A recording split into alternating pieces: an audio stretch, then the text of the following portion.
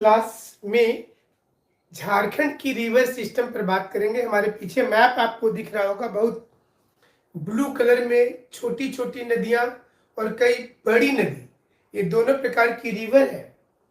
झारखंड की कौन कौन सी नदी ऐसी होगी जो सीधा समुद्र तक जा पाती है, कौन कौन सी नदी ऐसी होगी जो अलग अलग डिस्ट्रिक्ट की सीमा रेखा का निर्धारण करती है, किन नदियों पर वाटरफॉल बना है, किन नदियों पर रिजर्वेयर बना है, कौन सी नदी से इरिगेशन सिस्टम सबसे ज्यादा डेवलप हुआ है और किस किस शहर से कौन सी नदी क्रॉस करती है, किस किस डिस्ट्रिक्ट से करती है। झारखंड में वाटर डिवाइड कहां पर है, वाटर शेड मैनेजमेंट क्या है झारखंड का, झारखंड की कौन कौन सी नदी में सालों भर पानी रह जाती है, अंडरग्राउंड वाटर किस नदी का सबसे ज्यादा अच्छा है, कौन सी नदी ड्राई रिवर के रूप में जानी जाती है, कौन सी नदी जो है वो हॉली रिवर है झारखंड का। इन तमाम चीजों पर आपके साथ बात करेंगे। और दूसरे राज्यों से भी झारखंड की कौन सी नदी दूसरे राज्य में चली जाती है अथवा दूसरे राज्य से वो झारखंड में आती है। तो आपको ढेर सारे रिवर दिखाई दे रहे होंगे स्क्रीन पर इस समय में, और इसके साथ कुछ ड्रेनेज सिस्टम क्या होता है या रिवर का जो ड्रेनेज पैटर्न है वो क्या होता है, इस पर भी बात करेंगे। ट्रेलिस पैटर्न क्या है, ऑब्सीक्वेंट क्या है, रेसिक्वेंट क्या है, इंसीक्वेंट क्या है, कब रिवर पैरेलल चलती है और डिस्ट्रीब्यूटरी कैसे बनता है, कौन सी रिवर डेल्टा बनाती है, कौन सी रिवर एस्चुअरी का निर्माण करती है, रिफ्ट वैली से बहने वाली नदी कौन कौन सी है, ये सारी चीजें हैं। रिवर सिस्टम क्लियर होगा झारखंड का। अगर मानसून आपका क्लियर हो गया, वो जो पहले पढ़ाए हैं, तो जिनकी क्लास छूट गई है वो एक दो क्लास पहले का देख लेंगे तो उनकी क्लियरिटी आ जाएगी, और जो लोग ऑफलाइन क्लासेज भी साथ में कर रहे हैं तो उनको ज्यादा फायदा होगा इसका। तो चलिए, सबसे पहले ये जो रिवर सिस्टम है, इसमें मोटे तौर पर अगर आप देखेंगे तो झारखंड की जो नदी है, ये सारी नदियां, एक तो आप ऐसे समझेंगे कि ये खुद एक पठार एरिया है झारखंड। तो पठार एरिया होने के चलते इसका ड्रेनेज पैटर्न भी अलग अलग एरिया में विकसित हुआ है। एक अगर इसको दो भाग में आप बांट देते हैं यहां से, तो इसको आप नॉर्थ और साउथ में आप देख सकते हैं कि एक नॉर्दर्न रिवर में ड्रेनेज पैटर्न विकसित हुआ है, एक साउथ में हुआ है, एक यहां पर विकसित हुआ है नॉर्थ ईस्टर्न रीजन में, एक नॉर्थ वेस्टर्न रीजन में, एक साउथ ईस्टर्न रीजन में इधर, और एक साउथ वेस्टर्न रीजन में। जहां जहां पर आपने पठार देख रखा था, जैसे सिमडेगा का पठार इस एरिया में पड़ता है, इधर कोल्हान अपलैंड है, इधर पाकुड़ अपलैंड है, इधर पलामू हिल का एरिया है, और ये जो नॉर्दर्न छोटानागपुर प्लेटो और साउदर्न छोटानागपुर प्लेटो, तो जो फिजिकल स्ट्रक्चर आप पहले पढ़े हैं उसी को यूज यहां पर करेंगे। लेकिन इसके साथ कुछ रिवर को जब पढ़ते हैं तो कुछ ऐसे टर्म्स होते हैं जो अक्सर यूज होंगे आपके लिए। जैसे रिवर का कैचमेंट एरिया होता है, हर रिवर का एक कैचमेंट एरिया होता है। कैचमेंट एरिया क्या है? कोई भी रिवर को जहां कहीं से भी पानी मिलता है, the river which gets water from any source, from wherever it gets the water is known as catchment area of river। अब अगर दामोदर की बात की जाए तो झारखंड में सबसे ज्यादा बड़ा कैचमेंट एरिया इसका है और भारत में गंगा का है। तो अगर नेपाल में भी पानी बरस रहा है तो वो पानी बरसते हुए दूसरी नदियों के द्वारा वो आ जाता है गंगा में, तो उसकी कैचमेंट एरिया बड़ी हो जाती है। So larger will be the catchment area, more condition of flood there.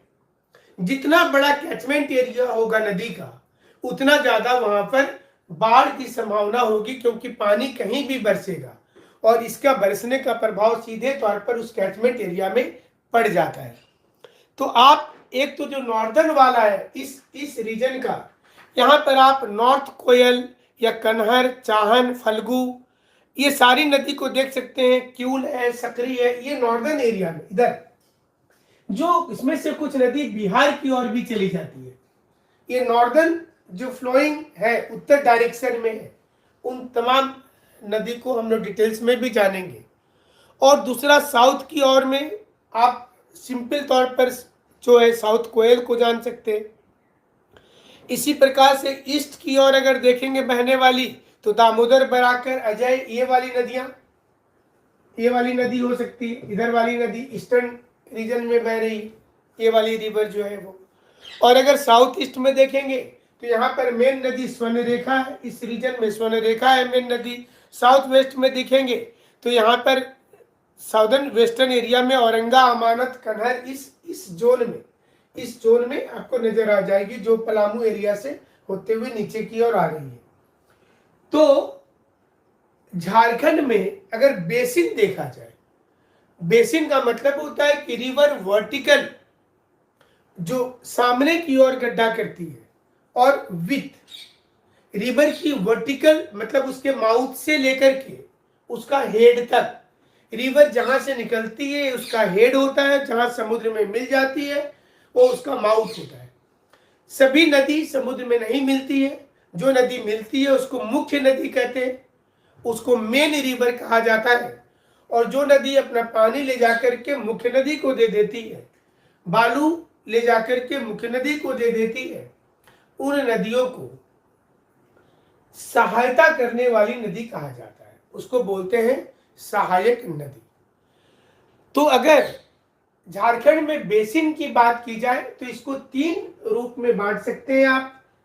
पहला होता है कि अगर 20,000 स्क्वायर किलोमीटर से बड़ी है तो ये लार्ज बेसिन है झारखंड में। 20,000 स्क्वायर किलोमीटर से बड़ी अगर उसका बेसिन है तो इसको लार्ज बेसिन कहा जाता है। और दूसरा 2,000 से 20,000 के बीच, तो जिसको मीडियम बेसिन कहते हैं, इन बिटवीन 2,000 से 20,000 के बीच, तो इसको मीडियम कहते हैं। और तीसरा लेस देन 2,000 स्क्वायर किलोमीटर। ये 3 प्रकार की मुख्य बेसिन है जिसमें नदी प्रवाहित हो रही है, जिससे नदी बह रही है। लेकिन क्या ये झारखंड की सारी नदी इसी प्रकार की है? तो नहीं। अगर मोटे तौर पर देखा जाए तो झारखंड में 14 ऐसे बेसिन हैं जो लार्जर कैटेगरी में आते हैं। 14 ऐसे बेसिन हैं जो बड़े बेसिन के रूप में जाने जाते हैं, जिसकी जो सरफेस एरिया है वो 20,000 स्क्वायर किलोमीटर से ज्यादा बड़ा होता है। जिसकी थालबेग पॉइंट है, ये बहुत इंपॉर्टेंट चीज बता रहे हैं आपको। थालबेग, जब कभी 2 डिस्ट्रिक्ट के बीच में, 2 राज्य के बीच में और 2 देश के बीच में जब कभी नदी के जल को लेकर लड़ाई हो जाती है, आप देखते होंगे अमूमन पानी को लेकर लड़ाई हर मोहल्ले में देखते होंगे आप, झारखंड में हो जाती है। लेकिन नदी को लेकर जब लड़ाई शुरू हो जाए और सिंहभूम वाले बोलने लगे कि ये पानी हम उड़ीसा जाने नहीं देंगे, ये उड़ीसा से जो पानी शंख और ब्राह्मणी नदी की आ रही है उसको उड़ीसा सरकार बोल दे कि हम झारखंड आने नहीं देंगे। आप ऐसा दक्षिण भारत में, तमिलनाडु में कावेरी को लेकर अक्सर देखते होंगे। कर्नाटक, उधर पुडुचेरी और तमिलनाडु के बीच में लड़ाई चलते रहता है। लेकिन क्या वर्ल्ड में भी ऐसा होता है? तो आपने देखा होगा कि सिंधु, भारत की जो सिंधु नदी है, उसमें इंडिया, पाकिस्तान और चाइना के बीच में विवाद होता है। 1960 में समझौता भी हुआ था। लेकिन थालबेग शब्द आया जब ईरान और इराक के बीच में युद्ध हुआ, पानी को लेकर वहां पर 10-10 वर्षों तक युद्ध चला। और वहां की 2 नदी जो आप इतिहास में पढ़ते हैं, दजला और फुरात, Tigris and Euphrates, the 2 river which join together known as Shatt al Arab in waste Asia, सत अल अरब। तो ये जो बॉर्डर बनाता है ईरान और इराक का छोटा सा, इसको लेकर जब विवाद हो रहा था कि इसका पानी किसको मिलेगा, और दोनों देश 50% पर अड़ गए। ईरान भी अड़ गया, इराक भी अड़ गया। जब दोनों देश 50% पर अड़ गए तो क्या हुआ? थालबेग नाम के वैज्ञानिक ने कॉन्सेप्ट दिया, और कॉन्सेप्ट ये दिया कि जब कभी रिवर सिस्टम को लेकर किसी दो डिस्ट्रिक्ट में, राज्य में, देश में लड़ाई हो तो how can we solve it? तो रिवर जहां से निकलती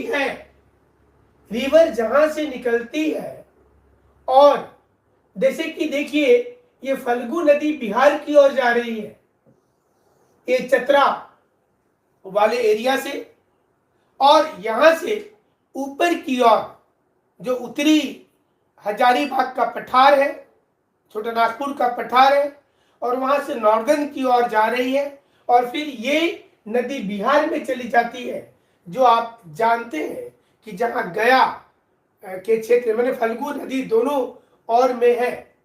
तो ये जो रिवर है, इसमें आप ये देखेंगे कि ये नदी का जहां से निकलती है और जहां तक वो लास्ट जाती है, वो जाने के बाद इसके हेड से लेकर के लास्ट पॉइंट तक जो गहरी घाटी बनी है, जो वर्टिकल डेप्थ बना है, उसके पॉइंट को काउंट किया जाता है। और जहां जहां पर जितनी गहरी घाटी बनी है उतना प्रतिशत पानी, total depth of the river निकाल लेंगे, कितनी डेप्थ उस पर्टिकुलर डिस्ट्रिक्ट में है, कितनी डेप्थ उस पर्टिकुलर राज्य में है, और ये निकालने के बाद में उसको उतना प्रतिशत पानी दिया जाए उसको उतना प्रतिशत देंगे पानी।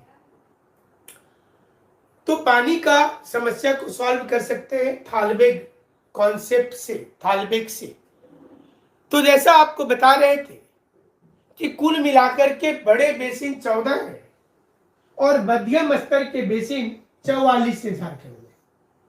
मध्यम स्तर के 44 बेसिन है, 44 बेसिन है, और छोटे स्तर के सबसे ज्यादा है 55 है, छोटे स्तर के 55 है। जो छोटे बेसिन है, छोटी नदियों का बेसिन है। तो ये बेसिन जो है, अगर आप वर्ल्ड में देखिएगा तो सबसे बड़ा बेसिन जो है वो अमेजन नदी का है। सारे लोग जानते होंगे कि वाटर वॉल्यूम कैपेसिटी में अमेजन सबसे ज्यादा पानी रखने वाली नदी है। हालांकि सबसे लंबी नदी वर्ल्ड की रिवर नाइल है, अफ्रीका की, लेकिन जब वाटर वॉल्यूम की बात होती है तो सबसे ज्यादा बड़ा बेसिन माना जाता है अमेजन का, जो साउथ अमेरिका की नदी है। एंडीज माउंटेन रीजन से वो विषुवत-रेखीय क्षेत्र में बहती है और कैरिबियन सी में जाकर के ज्वाइन कर लेती है। भारत में सबसे बड़ा बेसिन ऑब्वियस है कि गंगा का है, गंगा की बेसिन सबसे बड़ी है। और झारखंड में दामोदर की बेसिन, झारखंड में दामोदर रिवर की जो बेसिन है ये सबसे बड़ी बेसिन है। हम यहाँ पर घेर दे रहे दामोदर नदी की बेसिन वाला एरिया, ये सबसे बड़ा बेसिन है। जो दामोदर नदी मोस्ट पॉल्यूटेड रिवर भी है झारखंड की, और सबसे बड़ी बेसिन एरिया भी दामोदर रिवर के पास है। और आप जानते होंगे कि डीवीसी 1948 में 1948 में दामोदर वैली कॉर्पोरेशन की शुरुआत हुई थी।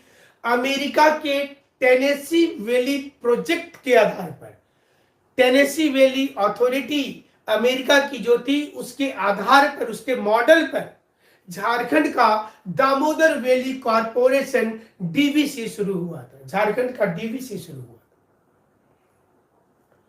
तो ये मोटे तौर पर हमने आपको बताया कि ये रिवर जो है झारखंड में, ये अलग अलग बेसिन के अनुसार इसके 3 भाग कर सकते हैं। लेकिन यहाँ के टोटल वाटर रिसोर्सेज को अगर देखा जाए तो 28,781 मिलियन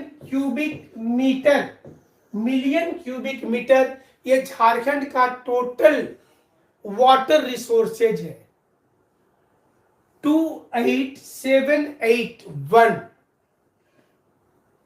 28,781 मिलियन क्यूबिक मीटर ये झारखंड का कुल वाटर रिसोर्सेज है, जल संसाधन है, जिसमें सरफेस वाटर, सतही जल, जो सरफेस वाटर है वो तकरीबन 82.7% में 83% समझ लीजिए सरफेस वाटर है। और जो पानी इसके बाद जो बच रहा है वह झारखंड में अंडरग्राउंड वाटर है, बहुत कम है झारखंड में। अब बिहार से रेशियो देखिएगा तो बिहार में अंडरग्राउंड वाटर ज्यादा हो जाता है। तो यहाँ पर आपको सिर्फ नजर आ रहा है कितना परसेंट हो रहा है, ये 82.7% को 100 से माइनस कर दीजिए तो जो संख्या आ रही है वो पानी अंडरग्राउंड वाटर है। अंडरग्राउंड वाटर तकरीबन ये 17% के आसपास, 17% अंडरग्राउंड वाटर है झारखंड का।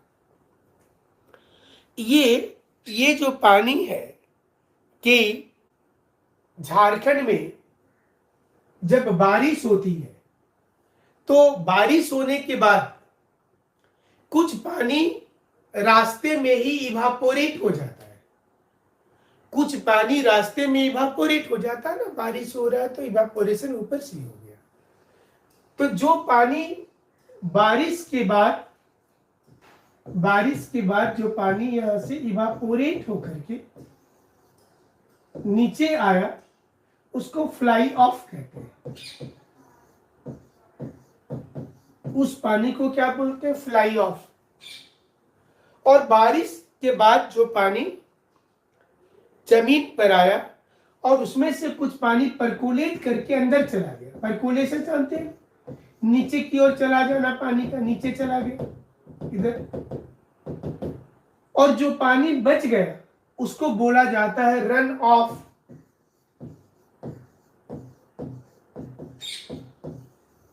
Precipitation minus evaporation plus percolation equal to run of.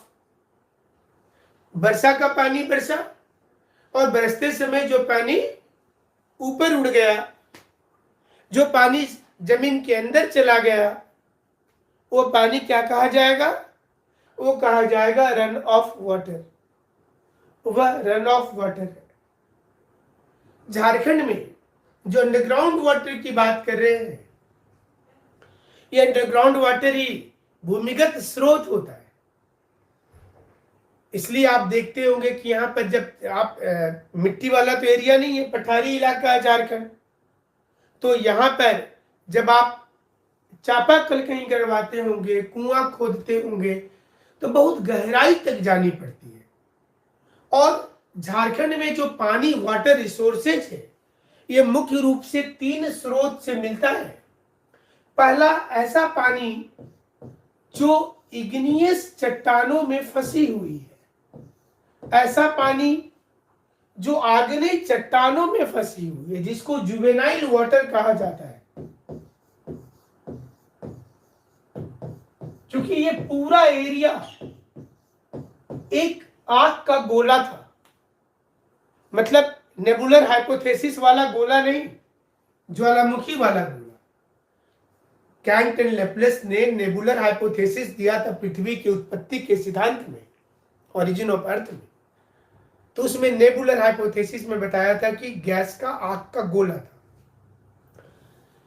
Juvenile water मतलब जब कभी आग, बड़े बड़े ज्वालामुखी फटने के बाद एक बहुत बड़े इलाका में जब ठंडा होना शुरू हुआ लावा मैग्मा, तो उसके अंदर जो कि मैग्मा बाहर से तो ठंडा हो गया और अंदर पानी ट्रैप हो गया, तो जैसे जैसे वो धीरे धीरे क्रिस्टलाइजेशन होता गया, पानी उसके बाहर निकलने लगे, चट्टान से बाहर नहीं निकल पाया, वो अंदर ही कहीं दबा रह गया।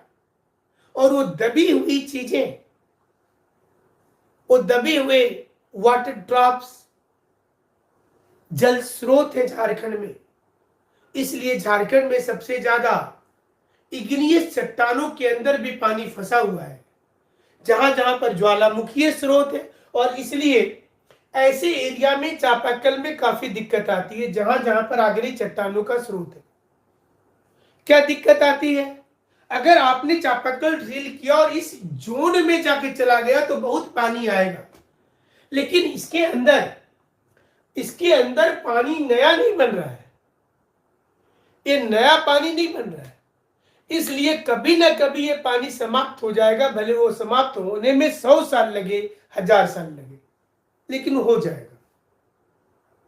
दूसरा पानी जो है झारखंड में, उसको बोलते हैं, जो आगरी चट्टान या सेडिमेंट्री चट्टान मेटामॉर्फिक का रूप ले ली है, क्योंकि यहाँ की चट्टानों में आप जानते हैं कि ग्रेनाइट सिस्ट बना है, बेसॉल्ट सिस्ट बना है, निस बना है, तो उसके अंदर पानी फंसी रह गई और इस पानी को बोला जाता है वेडोज वाटर।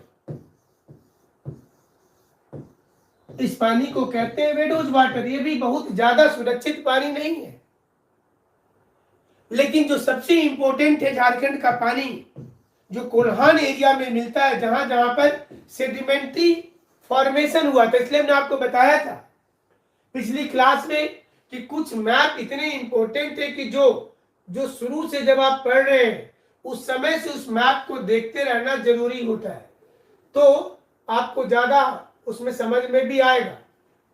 जो झारखंड का सेडिमेंट्री फॉर्मेशन था, उस पानी को बोला जाता है कॉनेट वाटर, कॉनेट CONNAT।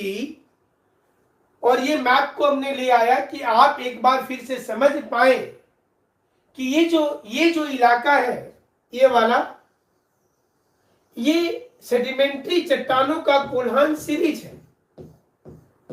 ये वाला जो, और जहां जहां पर आपको पीला रंग नजर आ रहा है, ये अवसादी चट्टानों का थोड़ा एरिया है, ये वाला। इसलिए जब कॉनेट वाटर की बात करेंगे झारखंड में, तो वह इसी जोन में मिलेगा। ये अवसादी चट्टानों वाला पानी बहुत वर्ष तक रहेगा, क्योंकि इन चट्टानों में पानी को लाने ले जाने की क्षमता होती है, जिसको परमेबिलिटी बोलते हैं। सेडिमेंट्री चट्टानों में पानी को लाने ले जाने की कैपेसिटी होती है। तो ये चट्टानें झारखंड के जिस जोन में भी पाई जाती हैं, ये बहुत ही महत्वपूर्ण जोन है।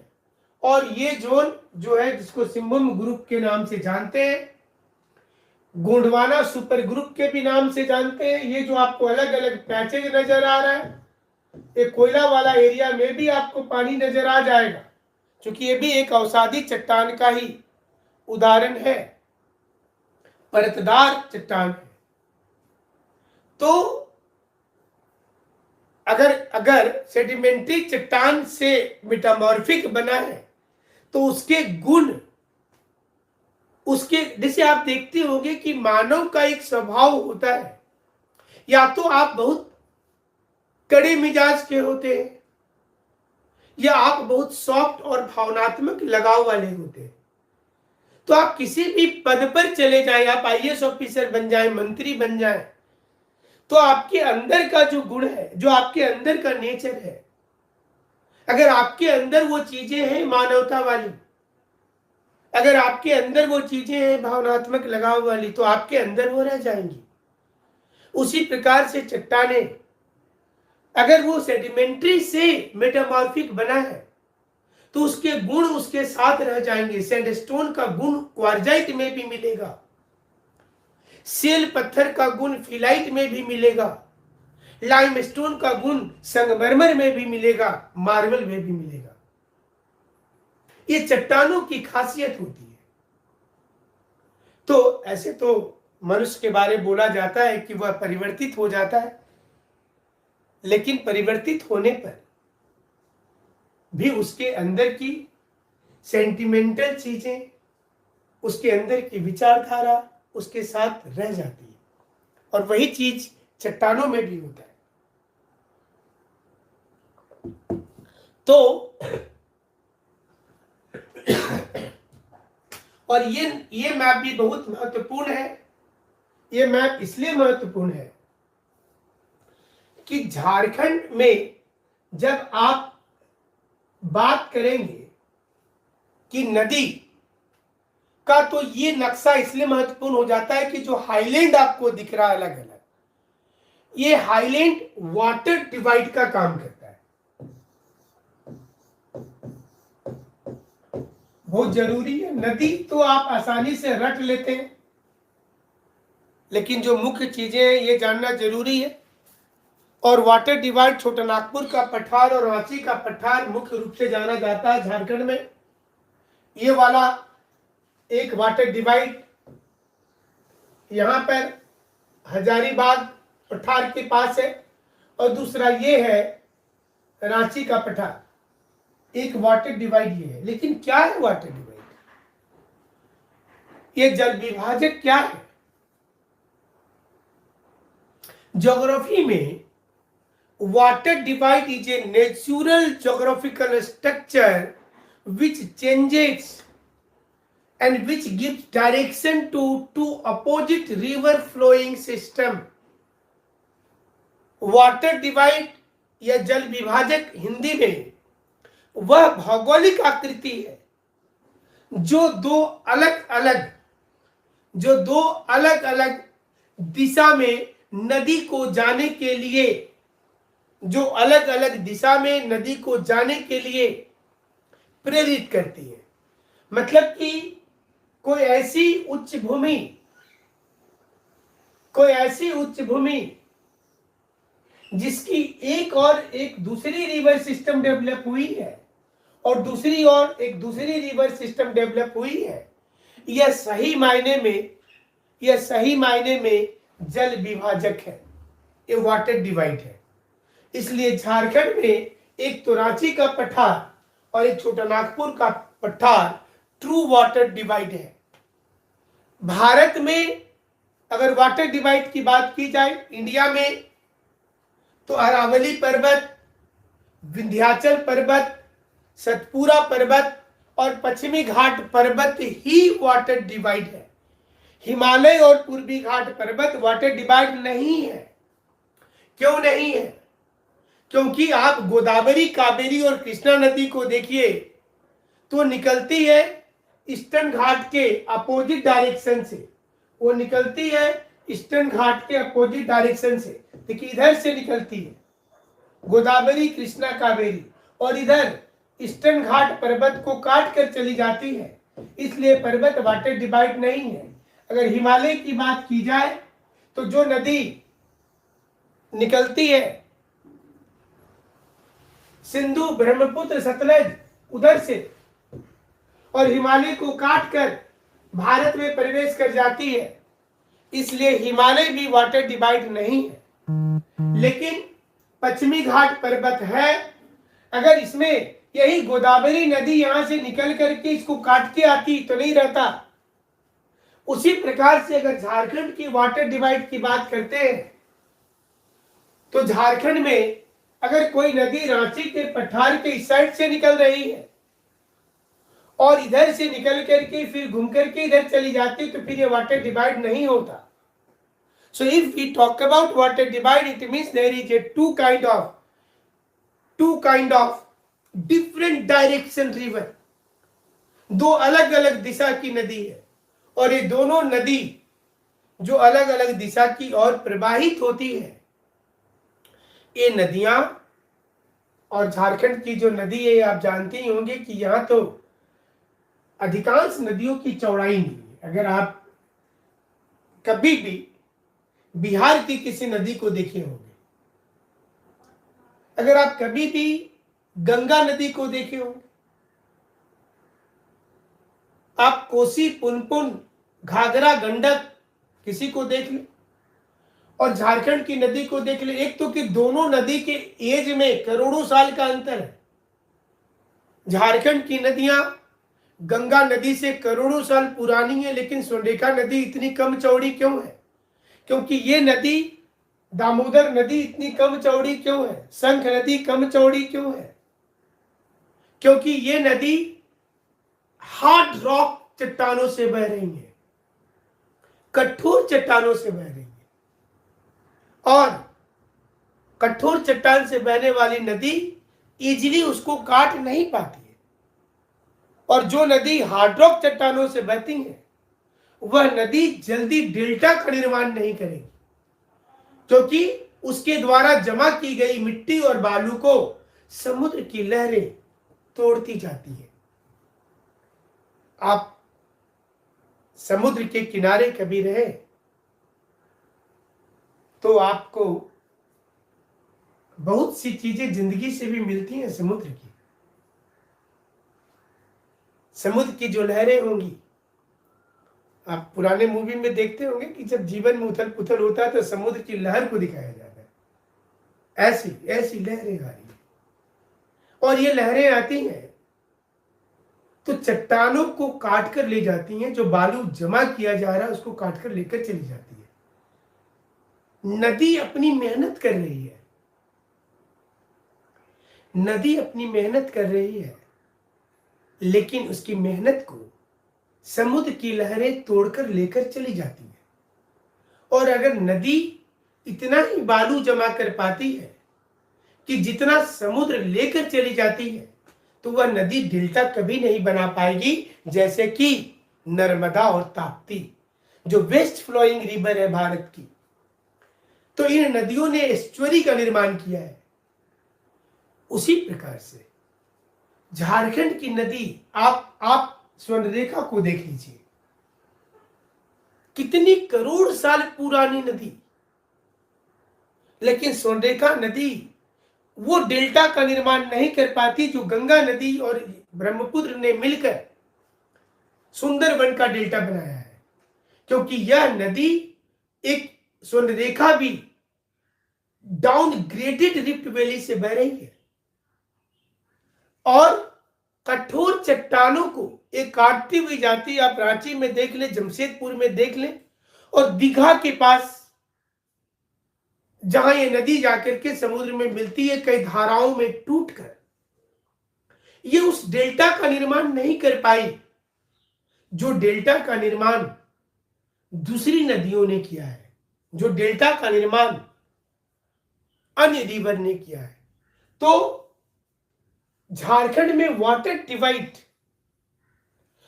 Water management, water shade management जो वर्ड आप सुनते हैं, ये वाटर शेड मैनेजमेंट इसी से आया। अलग अलग नदियों ने वाटर शेड मैनेजमेंट का निर्माण किया है।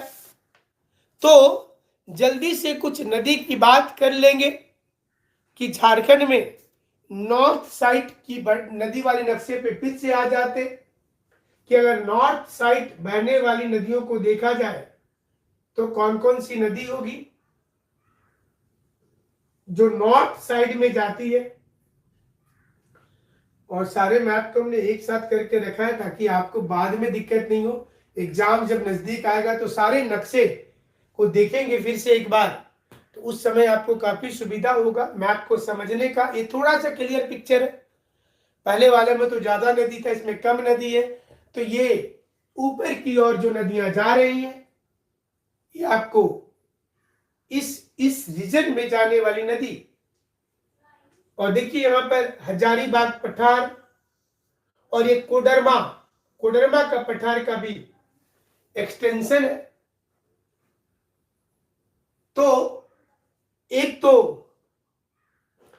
झारखंड में उत्तर की ओर जो नदियां जाती हैं, इसमें कौन कौन सी नदी हो सकती है? तो इसमें पुनपुन हो सकती है, फल्गु हो सकती है, सोन हो सकती है। तो सोन से ही शुरू करते हैं, सोन नदी से। सोन नदी एक ही स्थान में, भारत के अंदर एक ही स्थान से निकलने वाली नदियों में 3 नदी का नाम है जो अमरकंटक और मैकाल पर्वत से निकलती है। और वह 3 नदी जो है, ये तो है मिट्टी वाला नक्शा, लेकिन फिलहाल के लिए इसी में आपको समझाते हैं कि ये जो विंध्याचल और सतपुरा पर्वत और अजंता पर्वत, तो यहां से 3 नदी निकलती है। एक तो नर्मदा इधर चली जाती है, ताप्ती इधर चली जाती है और सोन इस ओर में जाती है, ऐसे झारखंड होते हुए। तो सोन उत्तर की ओर बहने वाली नदी है, जो अमरकंटक से इसको बोलेंगे कि ये झारखंड में अगर देखा जाए तो झारखंड में ये नदी पलामू और गढ़वा, पलामू एवं गढ़वा को टच कर रही है ना, पलामू एवं गढ़वा को टच कर रही है। और ये रिवर जो है यह है सोन रिवर। तो ये सोन रिवर जो है पलामू और गढ़वा को टच कर रही है। और बिहार में पटना के पास मानसेर एक जगह है, ये गंगा में राइट साइड से जाकर के मिल जाती है सोन। और सोन नदी नर्मदा ताप्ती का ही भ्रंश घाटी का एक्सटेंशन से बहती है, रिफ्ट वैली के एक्सटेंशन से बहती है। सोन और स्वर्ण रेखा में समानता है, नाम से भी क्लियर होगा। दोनों नदी में सोना पाया जाता है और इतना प्यारा नाम भी उसी से आया है, स्वर्ण रेखा का, सोन का। इसके मिट्टी में सोना, इसका मतलब क्या हुआ? इसका मतलब होता है कि नदी जहां से ओरिजिन हो रही है और इसके रास्ते में कहीं ना कहीं प्लेसर डिपॉजिट है जो लोगों को नहीं पता, और रिवर सिस्टम उसको टच कर रही है, तो उसमें इरोजन होकर के, ये इरोजन होकर के उसके कण बालू में मिल जाते हैं। और ये बालू में जो मिल जाते हैं, तो आप देखते होंगे कि मिट्टी को निकाल करके और लकड़ी का इतना चौड़ा एक पट्टा लेकर लोग बालू में धीरे पानी डाल करके उसको हिला करके और सोना निकालते हैं। कोयल नदी में भी झारखंड में सोना मिलता है, साउथ कोयल में, नॉर्थ कोयल में। तो ये प्लेसर डिपॉजिट है जो नहीं पता। ऐसे तो आप कोल्हान में देखेंगे तो केंद्रू कोचा में गोल्ड का बहुत बड़ा माइंस है, लेकिन हमारे पास वो टेक्नोलॉजी नहीं आ पाई कि झारखंड के उस सोने को निकाल सके हम इजीली। और भारत में आप जानते हैं कि गोल्ड का सबसे बड़ा माइंस, हट्टी माइंस, कोलार का माइंस, ये कर्नाटक में है। दोनों चीज बता देते हैं साथ में ताकि आपको याद रहे पढ़ते समय थोड़ा। तो ये सोन नदी जो है, और सोन नदी पलामू गढ़वा का नॉर्थ वेस्ट बाउंड्री भी है। ये 784 किलोमीटर की नदी है। भवनाथपुर और कैमूर की पहाड़ी में, कैमूर की पहाड़ी जानते हैं ना, किसका नाम है बताइए? ये कौन से पर्वत का नाम हमने लिया? कैमूर पर्वत कौन सा पर्वत है, कोई बताइए? कैमूर की पहाड़ी और भवनाथपुर की पहाड़ी के बीच किसने लिखा है? मयूराक्षी नहीं।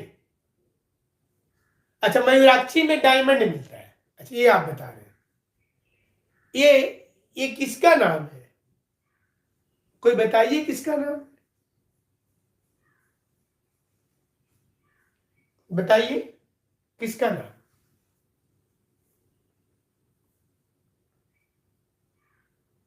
बता पाएंगे? Anyone want to say? The name of Kaimur is the part of which mountain? Kaimur किस पर्वत का नाम है? इसलिए तो हमने बोला था कि सबको साथ लेके चलना पड़ेगा, नहीं तो सब कुछ भूलने लगिएगा ना।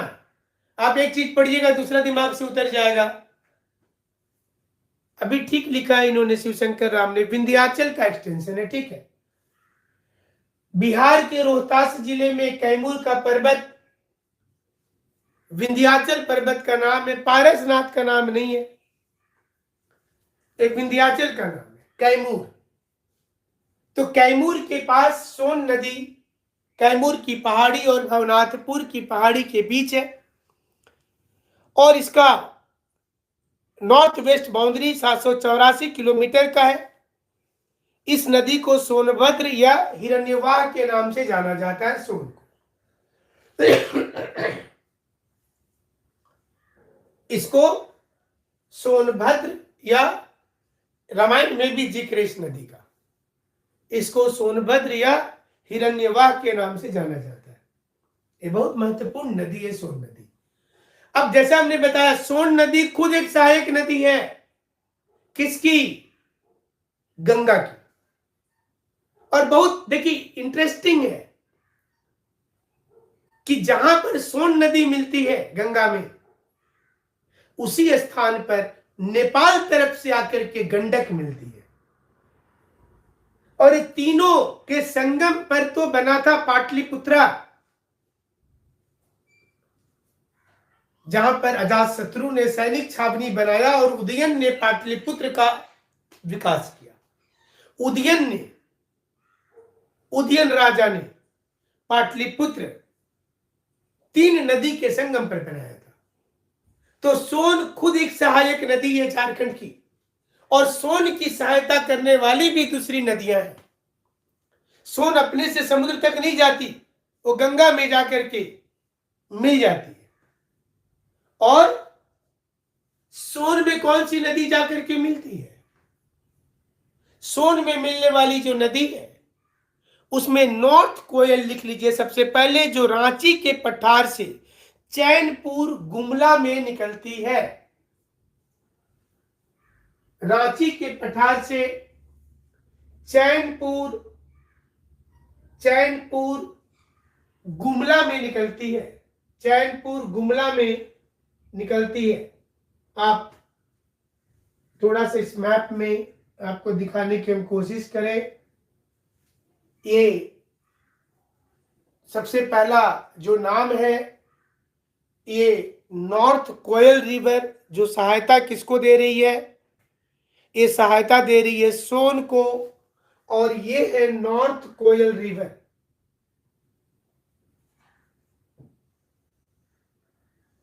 ये वाली, ये नॉर्थ कोयल रिवर का ड्रेनेज बेसिन है। जो नदी, इसकी ओरिजिन अगर देखेंगे तो रांची पठार चैनपुर गुमला है, और ये 260 किलोमीटर लंबी है, और ये सबसे बड़ी सहायक नदी है सोन की। सोन की सबसे बड़ी सहायक नदी है, ये ध्यान रखिएगा। और इसकी भी सहायक नदी है, किसकी? नॉर्थ कोयल की भी सहायक नदी है। नॉर्थ कोयल खुद अपना पानी जाकर के सोन को दे रही है, और नॉर्थ कोयल को जो सहायता दे रही है, नॉर्थ कोयल को, उसमें नाम है औरंगा अमानत, जो हजारीबाग पठार से निकल रही है। गढ़वा, पलामू, लातेहार, डाल्टनगंज के पठार एरिया से ये सारी नदियां निकलती हैं, जिसमें औरंगा और अमानत प्रमुख नदी है। ये जाकर के उत्तरी कोयल में मिलती है, और उत्तरी कोयल अपना पानी सोन नदी को दे देती है।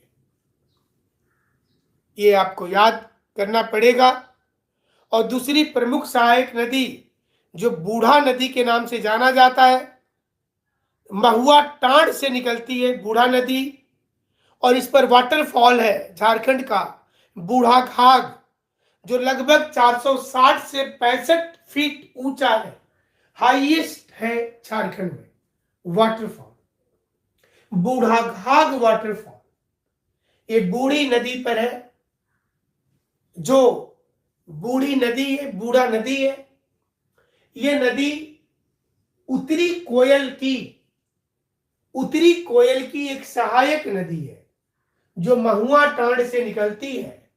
और इसी नदी पर झारखंड का सबसे ऊंचा जलप्रपात, हाईएस्ट वाटरफॉल इन झारखंड, बूढ़ा घाघ।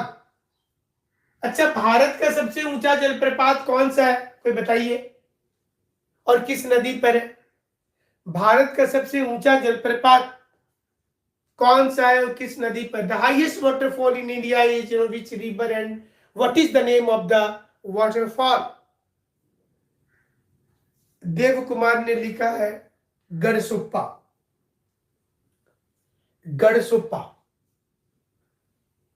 और कोई जो लिखना चाहते हैं भारत का सबसे ऊंचा जलप्रपात कौन सा है? जोगा, किसी ने लिखा जोगा सरस्वती, किसी ने लिखा एंजल। भारत का सबसे ऊंचा जलप्रपात जिसने जोगा लिखा और जिसने गरसोप्पा लिखा, दोनों सही है, एक ही नाम है और इसका दोनों सही है और इसका नया नाम है महात्मा गांधी वाटरफॉल। गरसोप्पा और जोगा दोनों सही है और यह सरवती नदी के किनारे है। शरावती नदी कर्नाटक में है। और जिन्होंने एंजल लिखा था ये साउथ अमेरिका में है। वर्ल्ड का सबसे ऊंचा वाटरफॉल साउथ अमेरिका में है, ये ध्यान देना है, एंजल वाटरफॉल। तो बूढ़ा घाट झारखंड में, भारत में गढ़सुप्पा और वर्ल्ड में एंजल वाटरफॉल। ये तीन अलग अलग एक ही साथ आपको जानना था, इसलिए हमने बताया। तो पुनपुन नदी भी सोन की सहायक नदी है, हजारीबाग के पठार से निकलती है। और सोन की सहायक नहीं बोलेंगे, उत्तरी बहने वाली नदी में पुनपुन पढ़ेंगे। अगला नेक्स्ट जो नदी है उत्तर की ओर बहने वाली में वह है पुनपुन। और ये नदी भी गंगा में मिल जाती है। उत्तर की ओर बहने वाली नदी पुनपुन नेपाल की साइड से नहीं आ रही है और ये सोन के पैरेलल चलते हुए गंगा में मिलती है।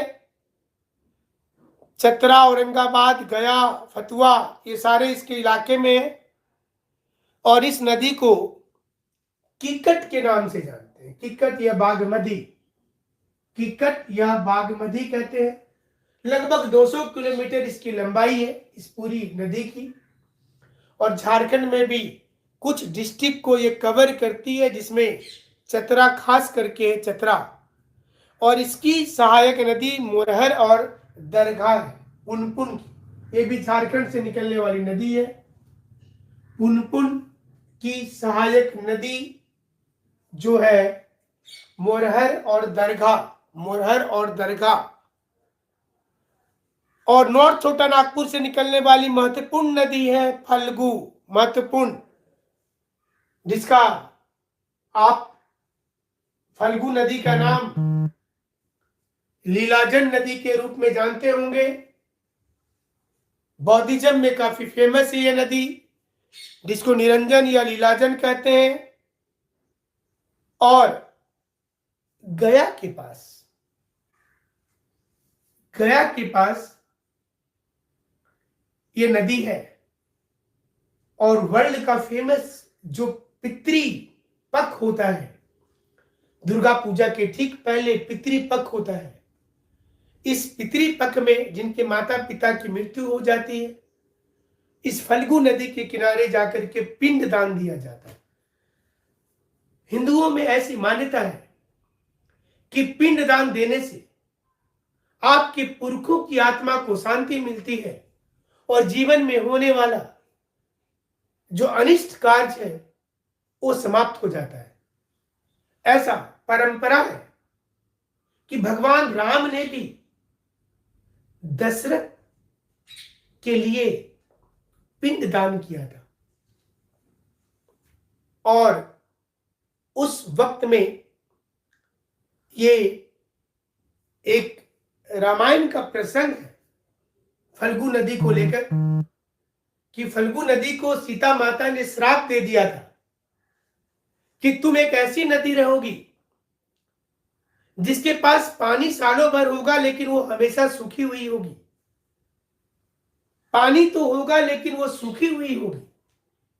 और आप कभी फल्गु नदी में जाएं तो आपको हर और बालू ही बालू नजर आएगा, लेकिन जब आप बालू को गड्ढा करेंगे तो उसके अंदर आपको पानी नजर आएगा।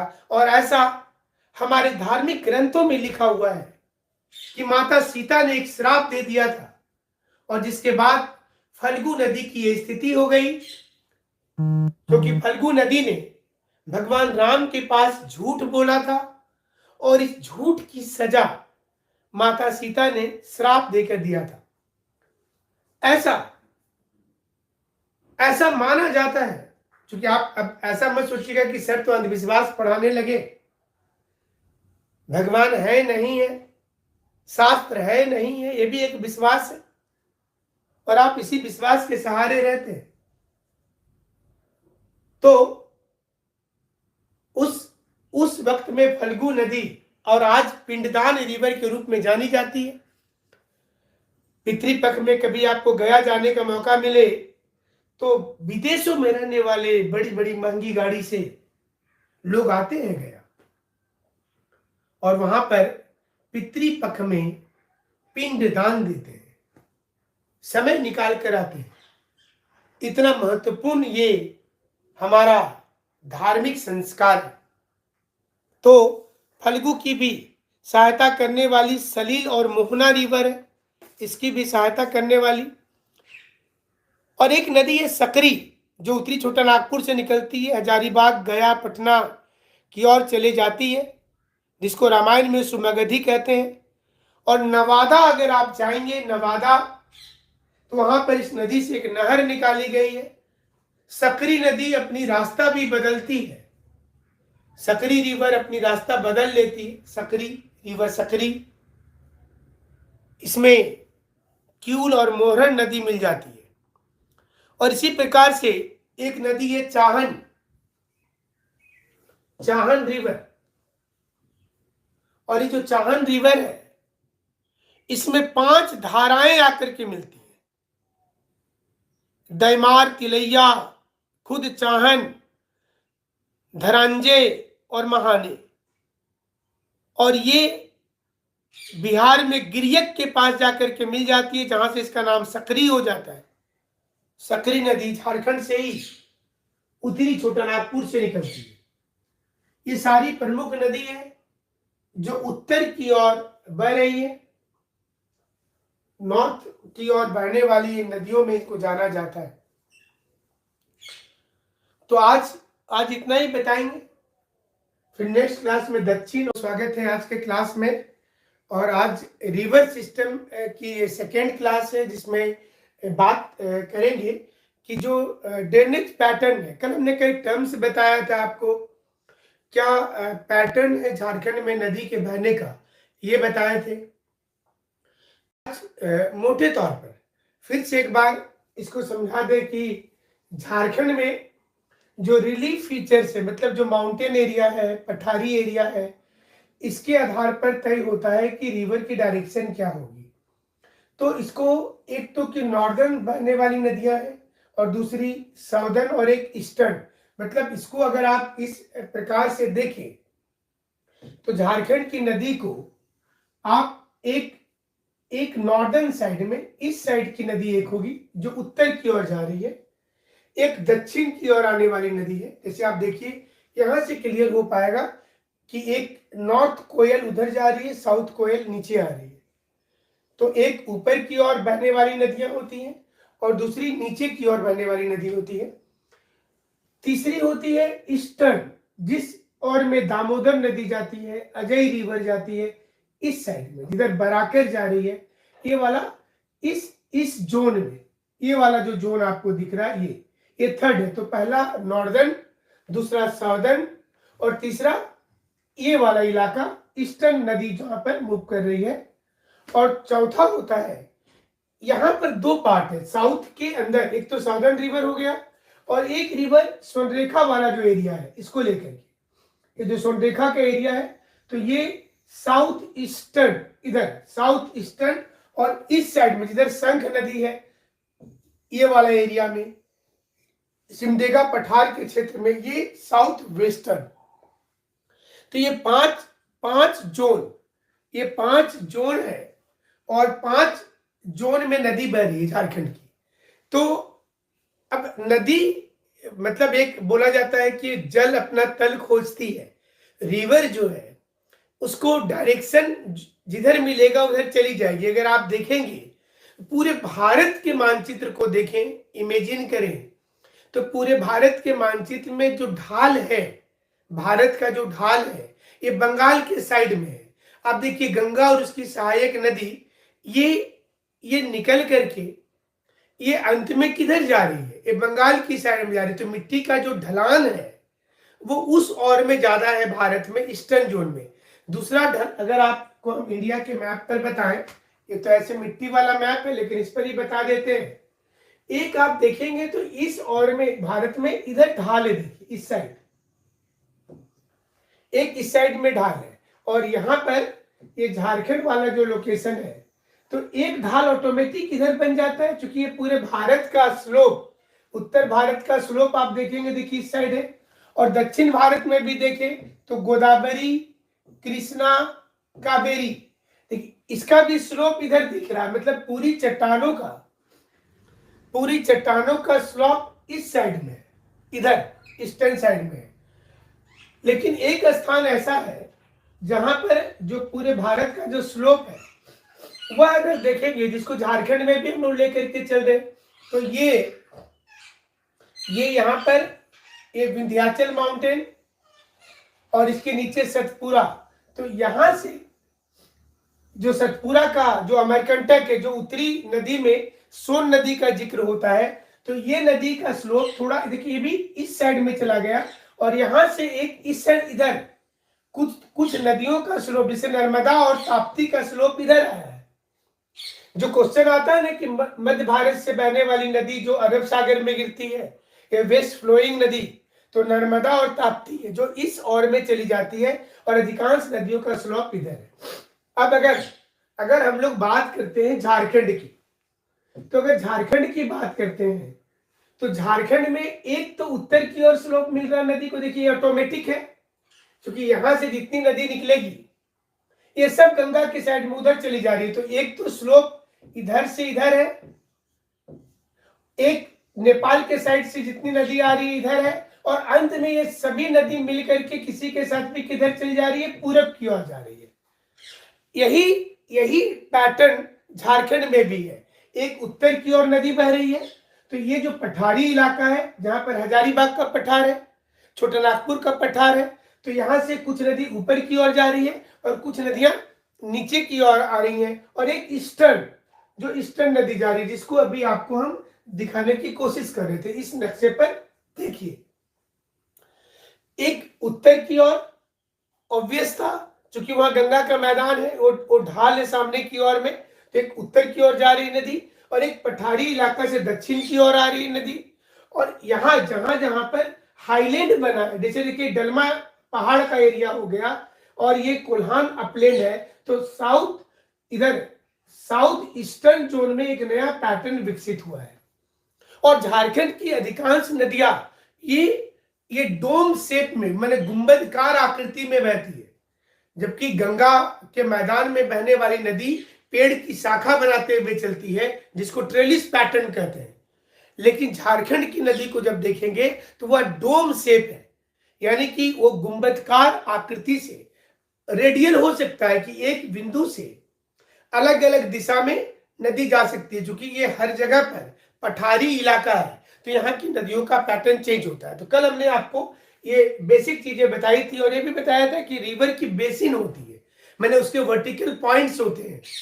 भारत में 20,000 स्क्वायर किलोमीटर से ज्यादा जिसका एरिया है ड्रेनेज बेसिन, उसको बड़ी नदी बोला जाता है। वो लार्जर रिवर होते हैं। झारखंड में इसकी संख्या 14 है, 14 ऐसी नदियां हैं जो लार्जर की श्रेणी में आते हैं, जो पिछली क्लास में आपको हमने बताया था। और 2000 से लेकर के 20,000 के बीच जिसकी बेसिन है वह मिडिल होती है। इसकी संख्या झारखंड में 44 के आसपास है। और जो लेस देन 2000 में छोटी छोटी नदी, आपको मतलब आपके गांव के एरिया में भी बहुत छोटी छोटी नदियों का नाम पता होगा, तो लेस देन 2000 स्क्वायर किलोमीटर जो होता है वह रिवर बेसिन को उसको बोला, उसकी संख्या 55 है झारखंड में। तो ये 3 प्रकार की रिवर बेसिन है।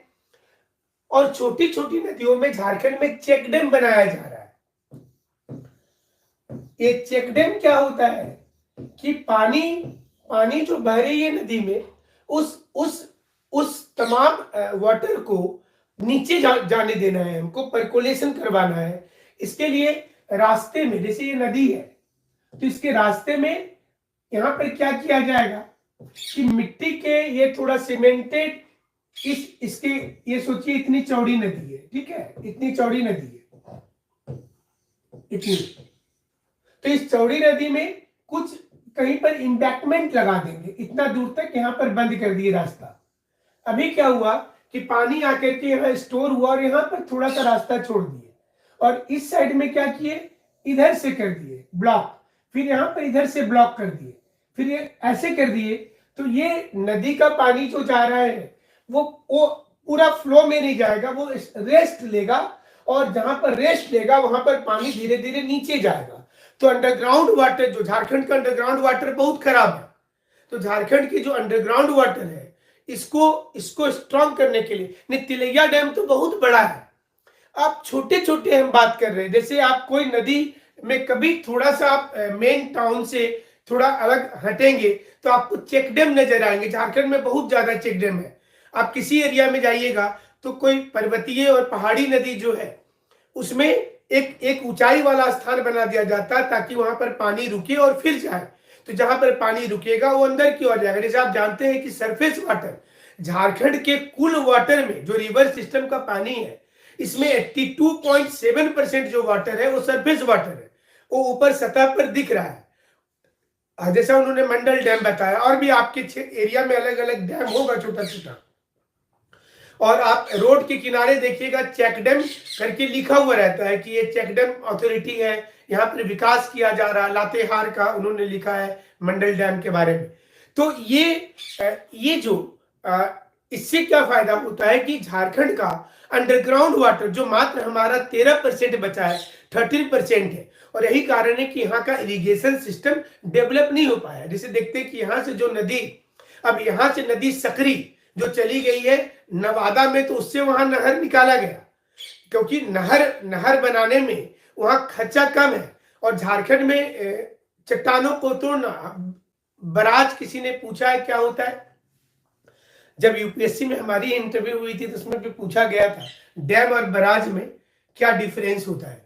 जो देखिए दोनों चीज एक जैसी है, लेकिन आप इसे सुनते हैं कि इधर से बंगाल के साइड में फरक्का बैरेज जब बोलेंगे ये extra water of the river है। मतलब कोई नदी है जैसे सोनरेखा नदी है या हुगली नदी है, ये गंगा तो खुद चली जाती है बाद में बांग्लादेश में, आप जानते ही होंगे, जहां पर उसको पद्मा कहा जाता है। तो गंगा का एक्स्ट्रा पानी को, मतलब किसी महीने में हमको पता है कि कितना क्यूबिक मीटर पानी आता है रिवर में, तो कितना उसकी कैपेसिटी है, और उस कैपेसिटी से ज्यादा पानी जब होगा तो ज्यादा पानी को हम बैरेज में सिर्फ स्टोर करके रखेंगे, और जिस समय में नदी के पास पानी कम होगा तो धीरे धीरे उसको रिलीज कर देंगे। ये बैरेज होता है। लेकिन डैम जो है, डैम मल्टीपर्पज प्रोजेक्ट होता है। डैम में परमानेंट पानी स्टोरेज होगा, डैम में इरिगेशन हो सकता है, डैम में फॉरेस्टेशन हो सकता है, फिशिंग हो सकता है।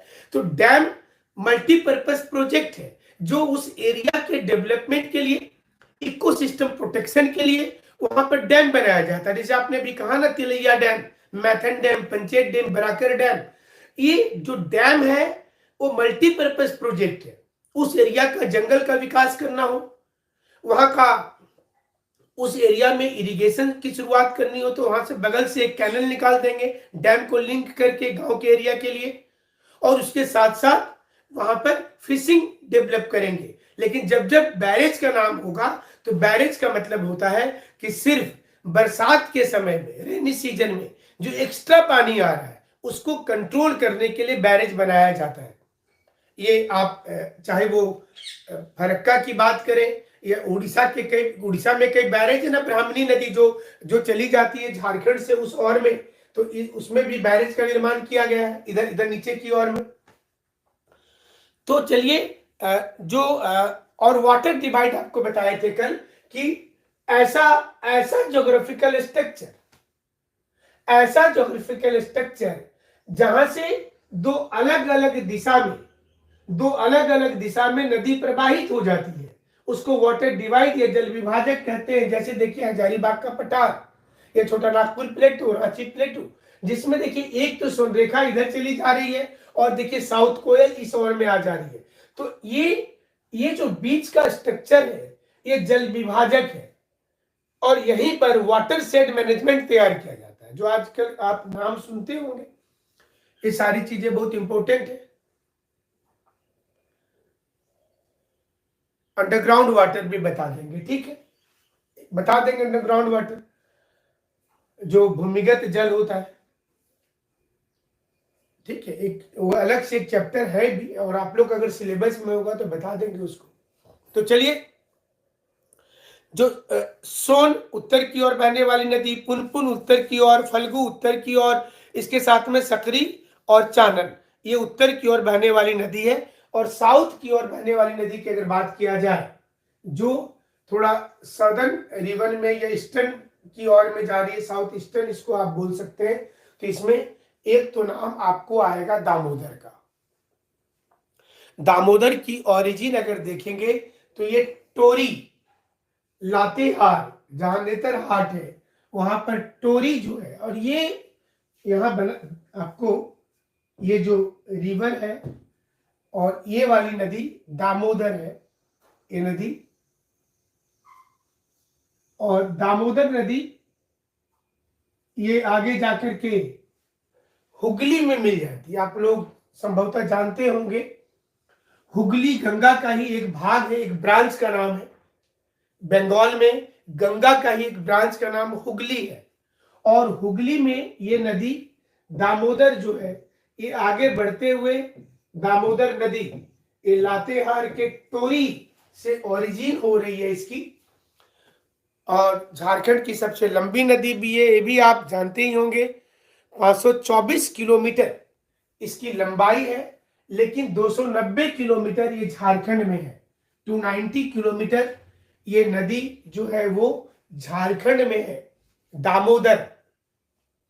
और जो दामोदर घाटी भी आप जानते हैं ना, दामोदर को भारत का रूड़ कहते हैं, rude, rude of India, RUHR। एक भी कोई बताना चाहेंगे कि ये रूड़ जो है ये वर्ल्ड में कहां की नदी है? So why we are just going to say Damodar as a rude of India? कोई बताइए। देवनदी भी बोलते हैं, बंगाल का शोक भी बोलते हैं, सुधांशु शेखर ने लिखा, ठीक ही बता रहे, इसको देवनदी भी बोलते हैं। जुमनी, कोई बताइए ये रूड़, अच्छा जर्मनी लिखना चाहते थे, ठीक लिखे हैं, ठीक है। ये रूड़ जो है, रूड़ जर्मनी की नदी है, ये ठीक बता रहे। चलिए देव जी बहुत बहुत शुक्रिया। जर्मनी की नदी है रूड़, याद रखिएगा, क्वेश्चन आ जाता है ना। अभी ये रूड़ क्या है?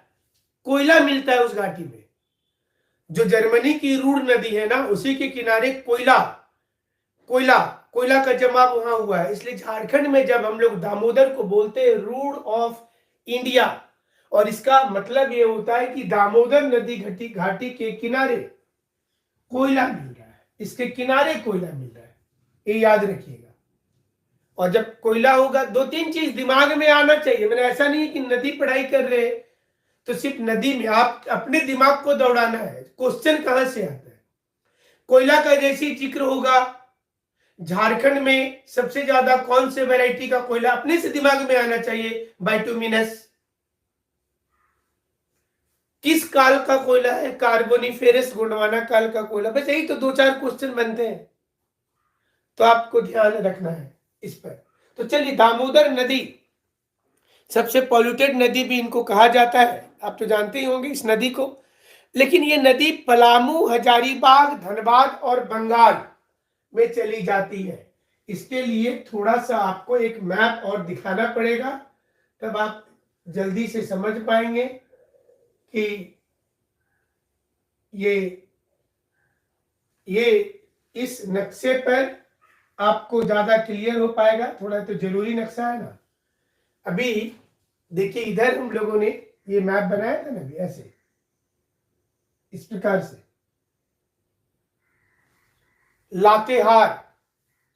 लातेहार से ये निकलती है और इसके बाद हजारीबाग, धनबाद, हजारीबाग और ये धनबाद होते हुए बंगाल में एंट्री कर जाती है नदी। ये बंगाल में चली जाती है, अपना पानी जाकर के हुगली को दे रही है, ये डायरेक्ट समुद्र में नहीं मिल रही है, ये हुगली को दे रही है। तो ये थोड़ा पूरब की ओर ये नदी देखिए चली जा रही है।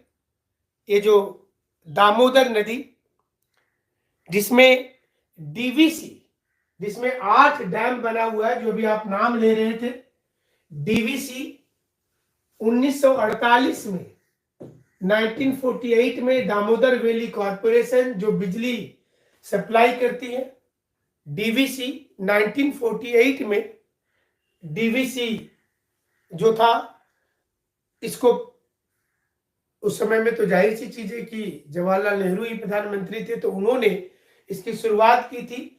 ये मॉडल अमेरिका के टेनेसी एक नदी है वहां पर, अमेरिका में टेनेसी नाम है नदी का, तो टेनेसी वैली कॉरपोरेशन बोलिए या अथॉरिटी बोलिए वहां पर, तो टेनेसी वैली अथॉरिटी के मॉडल पर बनाया गया था। इसमें कुल 8 डैम बनाए गए हैं और एक इसमें प्रोटेक्टर डैम भी है और तीन इसके इलाके में 3 थर्मल स्टेशन भी बैठाया गया है। भारत में बिजली का पैदा सबसे ज्यादा थर्मल ही होता है, कोयला से, लेकिन अभी पॉल्यूशन ज्यादा हो रहा है, कोयले का स्टोर लिमिटेड है, इसलिए सरकार ने नई एनर्जी पर ध्यान दिया और हाइडल उसमें से एक होता है। बिजली उत्पादन जो पानी से होता है उसको जल विद्युत परियोजना या हाइडल बोलते हैं, हाइडल प्रोजेक्ट। तो ये बिजली के साथ देखिए एक दिक्कत ये है कि हम लोग बिजली पैदा करके स्टोर करके नहीं रख सकते, उसको कंज्यूम करना होता है। एक क्वेश्चन आता है एग्जाम में कि सबसे ज्यादा वर्ल्ड का potential of the hydel project is located in Africa. जितना पानी वहां बरसता है, जितनी नदी के पास पानी वहां है, और वहां भी पूरा झारखंड वाला स्ट्रक्चर है, सब टेबल लैंड है, प्लेटो है, तो अफ्रीका में सबसे ज्यादा पोटेंशियल है। एग्जाम में आता है क्वेश्चन, लेकिन उसका डेवलपमेंट 1% हुआ है। जल विद्युत परियोजना के पूरे वर्ल्ड का सबसे ज्यादा पोटेंशियल अफ्रीका में है और उसका डेवलपमेंट सिर्फ 1% हुआ है। क्यों? तो इसका सीधा सा उत्तर है कि डिमांड इज 0। बिजली पैदा करके हम रख नहीं सकते, तो ये डिमांड के ऊपर है। इंडस्ट्रियल डेवलपमेंट नहीं होगा अगर, तो वहां पर मुश्किल हो जाएगा। झारखंड में चूंकि इंडस्ट्रियल डेवलपमेंट है, इसलिए डीवीसी की बिजली जो है वो सारे लोगों को चाहिए होता है। तो यहां पर दामोदर को आप लिख ले कि मेन जगह जहां से जाती है हजारीबाग, गिरिडीह, बोकारो, रानीगंज, आसनसोल, दुर्गापुर, बर्धमान और बांकुड़ा, ये मेन जगह से जहां से दामोदर नदी प्रवाहित होती है। तो उसमें लातेहार तो है ही है, मेन जगह में हजारीबाग भी आ जाता है, थोड़ा बोकारो भी आ जाता है, और गिरिडीह को भी थोड़ा टच करते हुए जा रहा है ये नदी। तो ये तो आपको याद रखना है, नक्शे को देख करके ही याद रखना है। और साथ ही साथ ये भी जानना है कि ये रानीगंज और आसनसोल, दुर्गापुर, वर्धमान और बांकुड़ा से भी बहती है। तो ये रानीगंज जो है बंगाल में चला जाएगा, रामगढ़ को भी टच करती है। रानीगंज जो है ये बंगाल में चला जाएगा और भारत में 2 ही स्थान पर सबसे अच्छा कोयला मिलता है, एक तो हमारा झरिया और दूसरा रानीगंज। ये 2 ऐसे इलाके, यही कारण है कि जब अंग्रेज भारत आए थे, पहला रेलवे लाइन तो उन्होंने बॉम्बे से थाने चलाया और दूसरा रानीगंज से कलकत्ता, क्योंकि कोयला ढुलाई करने के लिए, कोयला ले जाने के लिए 1854 में, 53 में वहां चलाया, 54 में यहाँ चलाया। हाँ, धनबाद भी है, धनबाद तो मैप पर दिख ही रहा है, धनबाद से तो क्रॉस कर ही रहा है। तो ये, और बंगाल में आसनसोल भी है, बांकुड़ा भी है। यहां से दामोदर नदी ड्रेन करती है। नदी जहां से निकलती है उसको हेड कहते हैं। तो टोरी, लातेहार का टोरी ये हेड है, और जहां समुद्र में मिलेगी तो माउथ बोलेंगे, और अगर नहीं मिलेगी तो इसको सहायक नदी बोलेंगे। तो ये सहायक नदी है दामोदर, चूंकि इंडस्ट्रियल बेल्ट से जा रही है तो पॉल्यूटेड रिवर हो गई है सबसे बड़ा। लोहरदगा डिस्ट्रिक्ट को भी टच करती है, लोहरदगा, उसकी सहायता करने के लिए एक नदी है, दामोदर का एक पार्ट है। तो ये जैसा बता रहे थे कि इसमें मुख्य रूप से 3 और नदी का नाम जानेंगे। एक तो जमुनिया नदी धनबाद में इसमें ज्वाइन कर जाती है, जमुनिया, यहां पर जमुनिया रिवर धनबाद में ज्वाइन करती है दामोदर को। जमुनिया, धनबाद की प्रमुख नदी जमुनिया, ये दामोदर को जाकर ज्वाइन करती है। और एक नदी पारसनाथ जो माउंटेन है उस रीजन में, उसके इधर से आती है, इस साइड से आती है कटरी, और ये कटरी नदी भी दामोदर को ज्वाइन कर लेती है। कटरी याद रखिएगा, जमुनिया धनबाद में करती है, और दूसरा ये गिरिडीह धनबाद के बीच बॉर्डर भी बन रहा होगा, जमुनिया से गिरिडीह और धनबाद के बीच में यहाँ पर थोड़ा दूर के लिए बॉर्डर भी बनता है। ये जमुनिया रिवर दोनों डिस्ट्रिक्ट का बॉर्डर भी है। तो ये भी ध्यान रखिएगा कि कटरी जो नदी है ये पारसनाथ क्षेत्र से आती है, और चिरकुंडा बराकर मैथन डैम जिस पर है, ये चिरकुंडा एक नदी जो है, चिरकुंडा बराकर के पास जिसमें मैथन डैम बना है, वहां मिलती है। तो दामोदर नदी, और अंत में जाकर के ये गंगा की एक सहायक नदी है हुगली। तो हुगली में जाकर के ये नदी ज्वाइन कर लेती है, हुगली में जाकर के ये नदी ज्वाइन कर लेती है।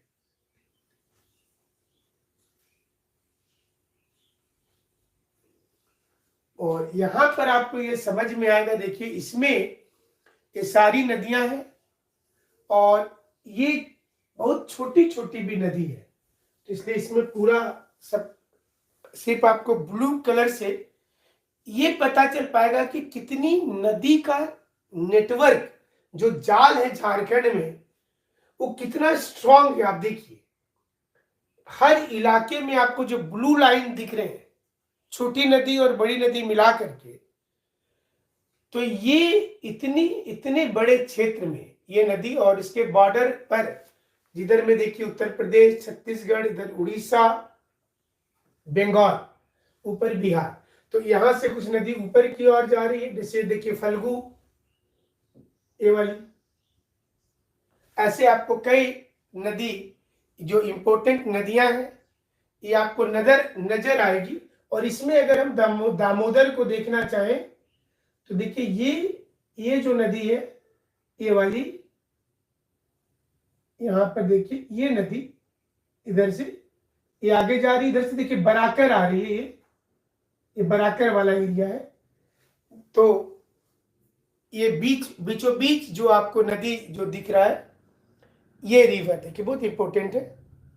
और एक इंपॉर्टेंट नदी और इधर से आपको अगर देखना चाहेंगे तो सोनरेखा जो है वो इस साइड की ओर आएगी, इधर में चली जाती है नीचे की ओर, ये वाली इधर से एक, ये भी इंपॉर्टेंट रिवर है देखिए ऐसे, ये सोनरेखा नदी का है।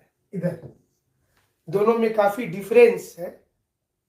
और नॉर्थ कोयल वाला एरिया अगर खोजना चाहेंगे हम लोग यहाँ पर, तो ये इधर से इधर चली जाती है देखिए ऐसे, इस प्रकार से ये रिवर ऐसे ऊपर की ओर जाएगी, नॉर्थ कोयल।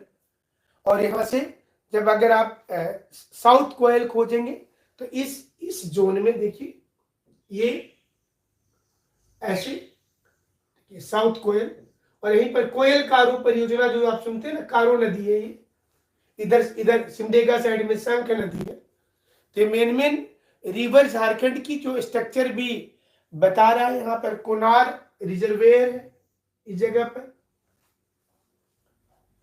तो कई डैम भी इसमें दिख रहे हैं, छोटे छोटे डैम भी नजर आ रहे हैं इस मैप में। ये शंख नदी है, ये वाला शंख नदी है, साउथ वेस्टर्न साइड में शंख नदी, गुमला के नीचे, काफी नीचे गुमला से। तो ये मेन नदी का फ्लो, और जैसा बताए थे कि नदी की एक अपनी, हर नदी की यही इच्छा होती है कि वो समुद्र तक चले जाए, ये नदी की अंतिम इच्छा होती है। और बहुत सी नदी समुद्र तक पहुंच जाती है, लेकिन जो नदी नहीं पहुंच पाती है तो वो उसका एक लोकल नेटवर्क क्षेत्र होता है, जिसमें नदी किसी झील तक, किसी तालाब में जाकर के, तो उसका बेस लेवल बोलते हैं नदी को। नदी को इतना आइडिया है कि अभी आप देखिए, कोई नदी को देख लीजिए, हमारी स्वर्णरेखा को देख ले, ये दामोदर को भी देख ले, तो दामोदर नदी को इतना आइडिया है कि वह जब हुगली में मिलती है, अभी सोचिए कि हुगली नदी इधर बह रही है और इसमें दामोदर जा रही है, तो दामोदर गड्ढा करते करते अगर ज्यादा गड्ढा कर दे तो क्या होगा? तब तो हुगली का पानी दामोदर में आ जाएगा। स्वर्णरेखा गड्ढा करते करते समुद्र से ज्यादा गड्ढा कर दे तो क्या होगा? समुद्र का पानी उल्टा आ जाएगा इसमें। तो नदी उतना ही गड्ढा करती है जितना कि पानी उसका समुद्र में जाता है। तो इसलिए उसका बेस लेवल एक होता है ना, बेस लेवल मतलब अंतिम वो अवस्था जहां तक नदी खुद को काट पाई। तो कोई भी नदी की अंतिम इच्छा समुद्र तक जाने की है, तो जब नदी किसी झील में, तालाब में, लोकल एरिया में अगर वो ड्रेन करती है तो उसको लोकल बेस लेवल बोलते हैं। मतलब वो तात्कालिक अपने आप को संभाल करके रखी है उस झील के पास, और जैसे उसके पास पानी आएगा वो वापस आगे बढ़ने लगेगी और उसकी अंतिम इच्छा है समुद्र तक जाना। तो समुद्र तक जब चली जाएगी तो उसको अल्टीमेट बेस लेवल बोलते हैं, यानी कि उसके बाद नदी 1 इंच भी नीचे नहीं काटेगी। ये नदी को इतनी नदी की जानकारी होती है। जैन धर्म के भाषा में अगर समझा जाए तो जैन धर्म में होता है कि निर्जीव वस्तु के अंदर भी फीलिंग्स है, जैन धर्म में बोला जाता है। सजीव वस्तु में तो है ही, जैन धर्म में है कि निर्जीव वस्तुओं में भी। अगर आप चट्टानों को तोड़ते हैं तो जैन धर्म में है कि आप अगर उसे, प्रकृति को सुनेंगे तो उससे रोने की आवाज आएगी। जैन धर्म में है कि हर वस्तु में जिसको भगवान ने बनाया है उसके अंदर भी फीलिंग्स है, स्पर्श है। तो चलिए आगे बढ़ते हैं और ये स्वर्णरेखा पर आ जाते हैं। ये नदी जो है स्वर्णरेखा, और सारे लोग जानते होंगे कि रांची के पास जो है हुंड्रू जलप्रपात है 320 फीट हाइट पर, और इसकी ड्रेनेज एरिया 11,870 स्क्वायर किलोमीटर का है। इसकी बेसिन काफी बड़ी है स्वर्णरेखा नदी की, और ये नदी भी रिफ्ट वैली से बहने वाली नदी है। कभी कभी एग्जाम में पूछा जाता है ग्रेवन से बहने वाली नदी, तो यही नदी है। और ये नदी बहुत पुरानी है, दामोदर के तुलना में ये नदी ज्यादा पुरानी है। एक अर्लीस्ट रिवर की आप एग्जाम्पल बोल सकते हैं। ऐसी नदी जो बहुत पहले बह रही थी और उसके बाद कोई ज्वालामुखी ने उसको ढक दिया, और नदी ने फिर काटते काटते अपना पुराना रास्ता को लाखों साल के बाद पा लिया। तो वैसी नदियों को सुपरइम्पोज्ड कहते हैं।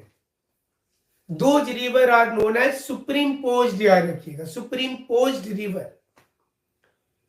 गोदावरी, कावेरी, कृष्णा, हमारी स्वर्णरेखा, इस सुपरइम्पोज्ड रिवर का उदाहरण है। और एक होता है एंटीसीडेंट रिवर, जो किसी माउंटेन के बनने के पहले से बहती है, जैसे कि सतलज, सिंधु, ब्रह्मपुत्र। जो पहले ये रिवर बह रही थी और बीच में इसके रास्ते में पर्वत बनना शुरू हुआ, ये नदी पर्वत को काट करके अंदर आने लग गई। तो जो नदी, ये दोनों में डिफरेंस है। जो नदी माउंटेन को काट करके आगे बढ़ी है, वह नदी गॉर्जेज का निर्माण करेगी, वी शेप वैली बनाएगी, गॉर्जेज बनाएगी, आई शेप वैली बनाएगी, उसको कैनियंस बोलते हैं। वर्ल्ड में सबसे डीपेस्ट कैनियन अमेरिका के कोलोराडो रिवर का है। इंडिया में सबसे डीपेस्ट कैनियन इंडस रिवर का है। लेकिन झारखंड की नदियां गॉर्ज और कैनियन नहीं बनाती, ये जलप्रपात का निर्माण करती है। ये नदी ऐसे वर्टिकल नीचे उतर जाती है, क्योंकि यहाँ की चट्टानें टूटी हैं, ये अचानक से उठ गई हैं, तो वो सीधा डायरेक्ट एक वाटरफॉल का निर्माण कर रही है। इसलिए ऑलमोस्ट हर नदी पर आप देखिए, जब रांची से जमशेदपुर रास्ते पे जाएंगे तो एक तो जैसे कांची नदी पर दसम वाटरफॉल नजर आ जाएगा। ढेर सारे, कांची स्वर्णरेखा की ही सहायक नदी, ये राढ़ू, सारे पर वाटरफॉल नजर आ जाएंगे। तो स्वर्णरेखा नदी जो है, झारखंड, वेस्ट बंगाल और उड़ीसा, ये तीनों के ज्वाइंट वेंचर के प्रोजेक्ट भी इसमें चल रहे हैं। इस पर चांडिल डैम है जमशेदपुर के पास, और एक गेतल शुद्ध डैम बनाया गया है। जैसे हमने पहले भी बताया कि डैम बनाने का पर्पस होता है कि मल्टीपर्पस प्रोजेक्ट को तैयार करना। अब वो अलग बात है कि जो कि चांडिल वाले डैम पर हम कई बार गए हैं, तो उस एरिया में अभी तक सेटलमेंट और उनको जो मिलना चाहिए था पैसा, वो अभी तक वहां के विस्थापितों को नहीं मिल पाया। उनकी भी कई वर्षों से मांग रही है, और ये प्रमुख मुद्दा रहता है वहां के चुनाव में। जब आप बीडीओ सीईओ बनेंगे तो ये भी एक आपके लिए चुनौती होता है कि जो रूट लेवल पर जिनको डेवलपमेंट फंड मिलना चाहिए, वो कैसे वहां तक पहुंचे, ऐसा क्या किया जाए।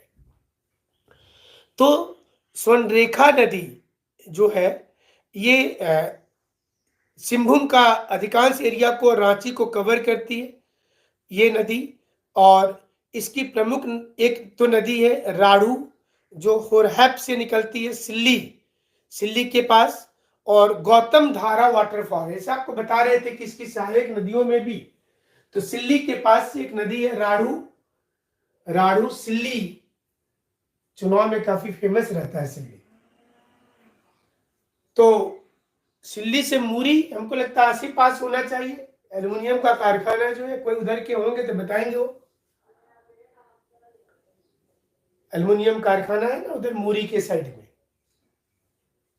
तो ये जो नदी है राढ़ू, जिसमें गौतम धारा वाटरफॉल है, जोन्हा के पास 150 फीट उसकी ऊंचाई है। ऐसे कई जलप्रपात आपको नजर आएंगे झारखंड में। और कांची, जैसा बता रहे थे, दसम वाटरफॉल, ये भी लगभग 150 फीट पर है। इसी प्रकार से खड़खई डैम बना हुआ है, ये उड़ीसा में है खड़खई। जमशेदपुर में खड़खई और स्वर्णरेखा मिलती है, जिसको दुमुहानी कहते हैं। अच्छा, मूरी फैक्ट्री सोनल लिखती है, सोनल ने लिखा है कि वो गए हैं, ठीक है। तो ये उड़ीसा में खड़कई डैम है, दूधा जगह का नाम है। और जमशेदपुर में दोनों का संगम है, जिसको दो मुहानी कहा जाता है। जमशेदपुर में स्वर्णरेखा और खड़कई नदी, खड़कई के किनारे आदित्यपुर इंडस्ट्रियल एरिया होता है। गमरिया और आदित्यपुर इंडस्ट्रियल एरिया जमशेदपुर का खड़कई नदी के किनारे है। और जमशेदपुर स्वर्णरेखा और खड़कई दोनों के संगम पर है। तो पहले जो भी इंडस्ट्रियल सिटी बैठाया जाता था, उसके पहले जो मौर्यन और गुप्त काल के भी राजा महाराजा होते थे तो नदी के किनारे होता था, क्योंकि बिना पानी का आप कोई डेवलपमेंट नहीं कर पाएंगे। तो नदी एक स्रोत होना चाहिए जहां से जैसे डिमना रिजर्वेयर बनाया गया या चांडिल डैम का विकास किया गया है। ये मयूराक्षी नदी भी एक है जो त्रिकुट पहाड़ी देवघर से निकलती है। मयूराक्षी ये खास करके इधर होगा ये नदी, ये साहिबगंज दुमका वाले एरिया में, इधर इस जोन में मयूराक्षी रिवर जो है वो नॉर्थ ईस्टर्न में दुमका में और साहिबगंज वाला जो एरिया है यहाँ पर, खास करके संथाल परगना में, देवघर में, गोड्डा में, तो यहाँ से ये चली जाती है बंगाल और वहाँ गंगा में मिल जाती है। मयूराक्षी त्रिकुट पहाड़ी से होता है, इसका नाम मथारा रिवर भी है और इसमें कई छोटी छोटी नदियाँ, आप उसका नाम जाने न भी जाने तो कोई दिक्कत की बात नहीं है। झारखंड और वेस्ट बंगाल का जो बहुत इंपॉर्टेंट मसानजोर डैम दुमका के पास, जब आप लोग रहते ही होंगे, दुमका वाले जो लोग होंगे, आपके घर के पास से निकलती है, सुधांशु लिखते हैं मयूराक्षी, मयूराक्षी परियोजना बंगाल और झारखंड का। और कनाडा, लास्ट टाइम में जेपीएससी में क्वेश्चन भी आया कि कनाडा के सहयोग से कौन सा डैम बना, इसलिए इसको कनाडा डैम भी कहते हैं। हम गए थे हाल में, लेकिन थोड़ा रात के समय गए थे तो पूरा आइडिया नहीं है, रात हो गया था काफी। तो हम जब अपने एक ट्रिप पर थे दार्जिलिंग गैंगटोक का, तो उसमें हमने बाई रोड जब गए थे तो ये रास्ता में आया था, काफी सुंदर बना हुआ। रात के समय में हमने देखा मसानजोर का जो इलाका दुमका में है, ये हमको जैसा लगता है दुमका में ही था मसानजोर। और कनाडा डैम भी इसको कहते हैं क्योंकि कनाडा देश के सहयोग से बना है। इसके पानी को लेकर हम मसानजोर, तो मसानजोर डैम, और ये कनाडा के साथ में था और बंगाल के साथ इसका पानी को लेकर विवाद भी चल रहा है। झारखंड अगर चाहे तो इस पर रोक लगा सकता है। जो बीच में ऐसा नहीं हो रहा था, जो यहाँ से आलू प्याज वगैरह उधर से आने नहीं दिया जा रहा था, कोयला के रूट को रोका जा रहा था वहां की सरकार के द्वारा, तो झारखंड की सरकार ने भी कहा था कि वो मसानजोर का पानी रोक देगी। आप ऐसा देखते होंगे कि दो देशों में भी जब लड़ाई होती है तो पानी एक मुद्दा हो जाता है वहां, जैसे आप पड़ोसी के साथ भी पानी पे लड़ाई होती रहती है। तो मयूराक्षी का जो सहायता है टिपरा, पुसेरा, दौना, ऐसी कई नदियां करती हैं, तो कनाडा डैम याद रखना है। एक और नदी है गुमानी, तो ये जो गुमानी नदी है इसका ओरिजिन राजमहल के पास है और ये बरहेट में मिल जाती है ना, हुगली में। गुमानी नदी कोई है उधर की, गुमानी नदी साइड के कोई है? बहुत से लोग तो वीडियो बाद में देखते हैं ना, तो हो सकता है कि जो होंगे तो बात के होंगे। ये मसानजोर डैम है, ये वाला,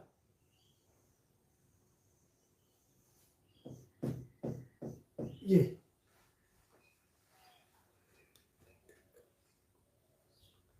कोई गुमानी क्षेत्र के हैं, राजमहल एरिया से। ये मेरेल एक जगह है बरहट के पास, मिल जाती है हुगली में, बंगाल में मिलती है। तो नहीं, कनाडा को यहाँ के डैम से प्रॉफिट नहीं होता, क्या है ना, जैसे आप जानते हैं कि हमारे यहाँ पर जो स्टील प्लांट बैठा उसमें रूस का सहयोग मिला है। इन्वेस्टमेंट मॉडल होता है और इन्वेस्टमेंट मॉडल में उनको इंटरनेशनल करेंसी पर भारत सरकार के द्वारा एग्रीमेंट किया जाता है, तो वो उस राज्य में जो इन्वेस्टमेंट करती है तो उसका वो फ्री में नहीं कर रही है, उसका उस राज्य के रेवेन्यू से उसको पैसा मिलता है। तो नेटवर्क थोड़ा सा स्लो था, इसलिए बीच में थोड़ी सी दिक्कत हो गई होगी। तो गुमानी रिवर की बात कर रहे थे, और ये इसकी भी बहुत सी सहायक नदी है, तो उतनी नदी याद करिएगा, नहीं, जरूरत नहीं है याद करने का। एक नदी और है अजय, अजय रिवर, ये तो आपको इसमें क्लियर दिखेगा, इस नक्शे पे देख लीजिए अजय, ये वाली, ये जो अभी ब्लू लाइन में हम ड्रेन कर रहे हैं ना, ये वाली अजय रिवर है। अब नॉर्थ देखिए, संथाल परगना क्षेत्र में ये अजय रिवर, संथाल परगना एरिया में देखिए, ये निकलती तो है चकई माउंटेन से, जो बिहार में पड़ता है, मुंगेर में चकई माउंटेन से, और देवघर होते हुए ये इधर आ जाती है। संथाल परगना में अगर देखिएगा इस एरिया में, तो यहाँ की लॉन्गेस्ट रिवर है ये, संथाल परगना का अजय रिवर, संथाल परगना का लॉन्गेस्ट रिवर है अजय। तो ये नदी, इसमें बहुत सी सहायता वाली नदी मिलती है वर्धमान में, कुन्नूर में, जैसे जयंती है, कुन्नूर है, वर्धमान है, दुधवा है, पथरी है, ये सारी सहायता।